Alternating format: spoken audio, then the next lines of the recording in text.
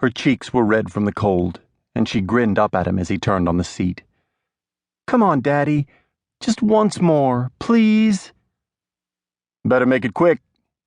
Ronnie Powell snapped his visor down and glanced at his watch. "It's coming down pretty heavy, and you two are novices. 5 minutes more and we start for home." "You heard the boss." Dan put his machine in gear as Laura clasped her hands around his waist. "Hang on tight, honey. Here we go." They left Jenny and her dad in a cloud of white snow. The wind rushed past her stinging cheeks, and she laughed out loud. Jenny was right. Riding on a snowmobile was almost like flying. The cold took her breath away, and she narrowed her eyes to slits, squinting into the frozen brightness.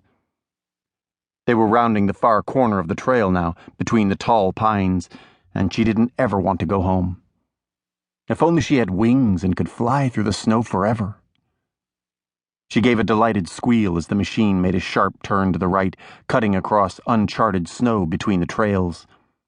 They were taking a shortcut directly through the center of a deserted field. She could barely see now. The snow was swirling so fiercely. The wind tugged at her blue and white stocking cap and threatened to blow it off her head. "Oh!" Laura let go for an instant, pulling at her knitted hat with both hands. It was an early Christmas present from her mom, and she didn't want to lose it. "Hang on, Laura!" Dan turned for only an instant, but that was enough. The heavy snowcat crashed headlong into an innocent mound of snow, covering an abandoned harrowing machine. "Daddy!" He sensed, rather than heard her cry. Somehow he managed to hang on to the snowmobile with one hand, but she was gone.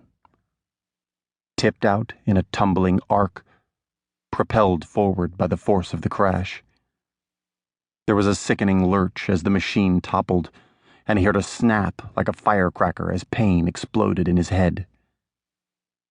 His last sight was of his small daughter's body caught fast, impaled on the old farm implement's sharp, rusty prongs.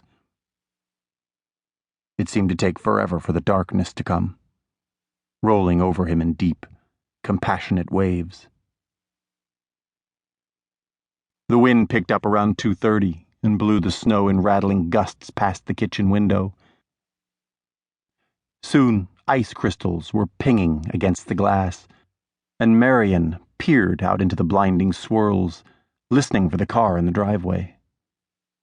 They should be on their way home by now. It was rotten weather for snowmobiling. She put on the coffee and poured milk into a saucepan for hot chocolate. Dan and Laura would be cold when they came in. An hour passed as she paced between the stove and the window.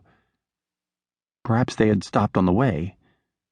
It was just like Ronnie Powell to convince Dan that they needed a hot brandy. Laura and Jenny were probably munching hamburgers at the truck stop right now while their father sat in the bar. There was really nothing to worry about. Why didn't he call? At 4 o'clock, Marian began to worry in earnest. She tried dialing Sally to see if she'd heard from Ronnie, but the lines were down. The phone was dead except for a faint mechanical crackling. It was turning bitter cold now, and the wind chill factor was rising.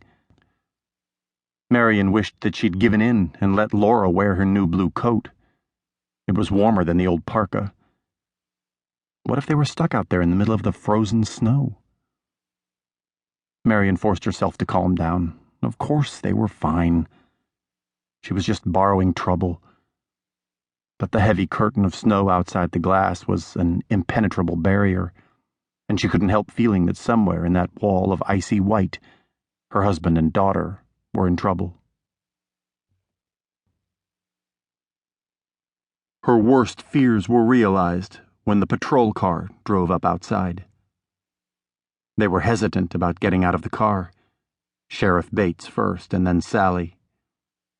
There was something they didn't want to tell her. Something awful about Dan and Laura.